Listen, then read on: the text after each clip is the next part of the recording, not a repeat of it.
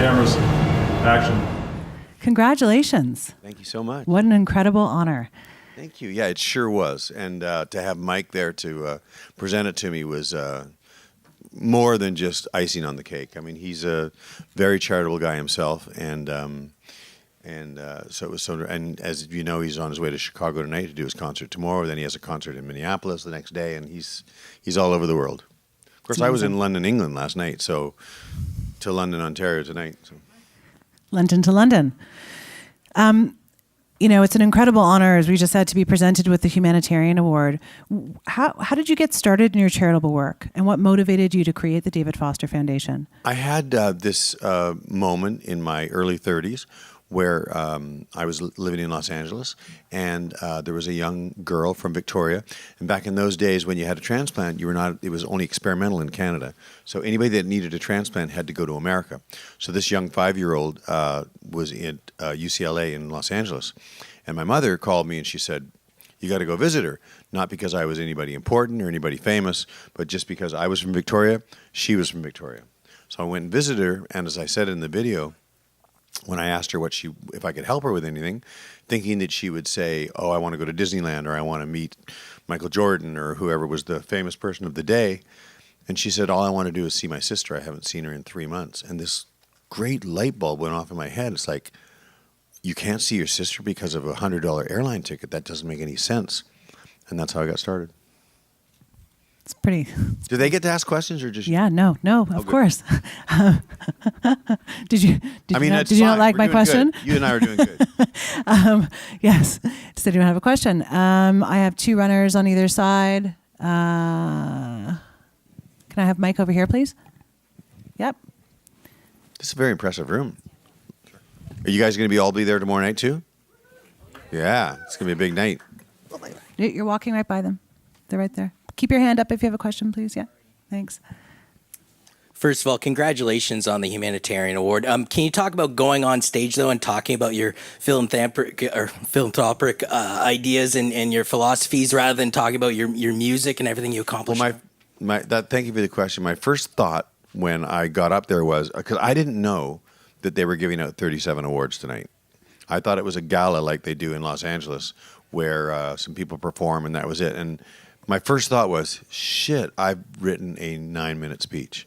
And it should have been a 2-minute speech because they're already wanting to move fast. But it was inspiring to me just internally to not talk about my music at all.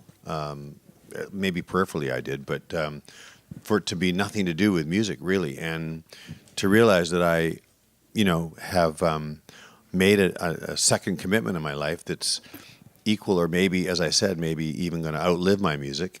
The kid that's going to have no idea who I am, but is still going to be, affected by what my mother actually started, not me. Cool. Fanny, I think you have someone over there. Oh, great. Hi, Randy Owen from Country 107.3 in Tillsonburg, Ontario. Hey, Randy. How are you? Did you say country? Yes, sir. All right. Question. We've got awards named after Jack Richardson and Walt Grealis. Would you be okay if somewhere down the road there's the David Foster Humanitarian of the Year Award at the Junos? I mean, would you be okay with that? It'd be a great honor. It never even crossed my mind until now, and that's probably all I'm going to think about until they do it. But thank you. That'd be nice. And Jack Richardson was I remember Jack Richardson in particular took time and spent time with me. I don't think he was that much older than me, but in my 20s, he took time to sit with me and teach me, a trick or two, and he knew many tricks. David, can I just get a mic here, front row? Hi there. Hey, how's it going? Tashana Reed, CBC News. Hey, CBC News. Congratulations. Tashana. Yeah, okay. Got it right. You spoke a bit about some of the Canadian talent and how we're doing on the world stage. I mean, what do you have to say about the artistry coming out of this country? Think about it. I mean, we make jokes down there, and I live in Los Angeles. They make jokes about something being in the water, but it is very, very disproportionate. If you, I mean, like I said, we're leaders. We're not followers. And you think about the top four out of 10 artists right now are Canadian. That's very disproportionate. And it's absolutely true, right? You can't argue Drake, Weeknd, Bieber, and Shawn Mendes. You can't argue with that. They're top 4 of the top 10. I mean, they're in the top 10. What are we doing right? Well, I'm going to go out on a limb here, okay? And I realize that I did this once in the year 2000 at a press conference in Cannes, France, and sort of jokingly said I might want to run for prime minister one day.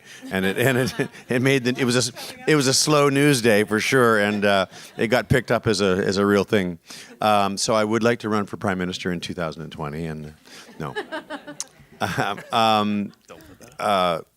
I think that as Canadians, at least in my own history growing up in Victoria, British Columbia, I think that we had to work twice as hard to be taken half as seriously.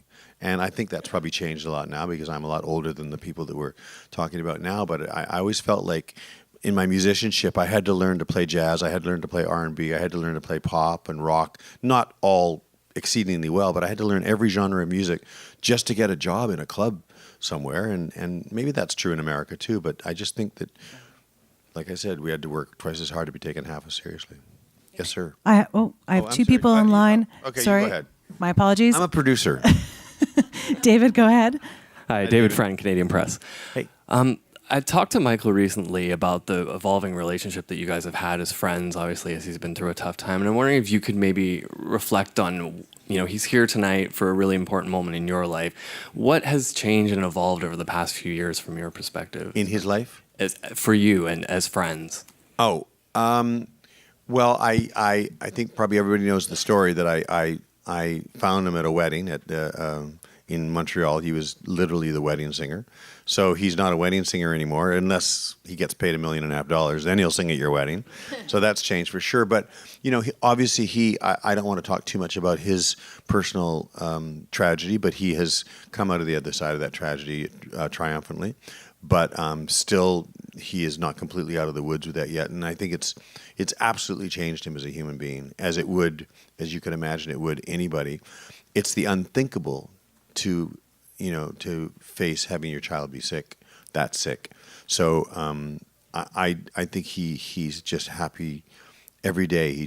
He really is living life on his terms now, and he's such a good father and a good family man. So I always kidded him about, I said, dude, when you have kids, man, your life's going to change. He said, oh, yeah, it's going to be fine.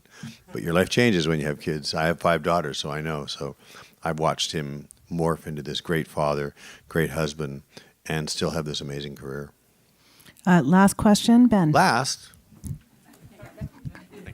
I mean, we'd love to have you here all night. Oh, but there's other people coming in, right? There are other people coming. Well, fuck them. Don't overstay your... Don't overstay your welcome. That's going nationwide. Oh, shit.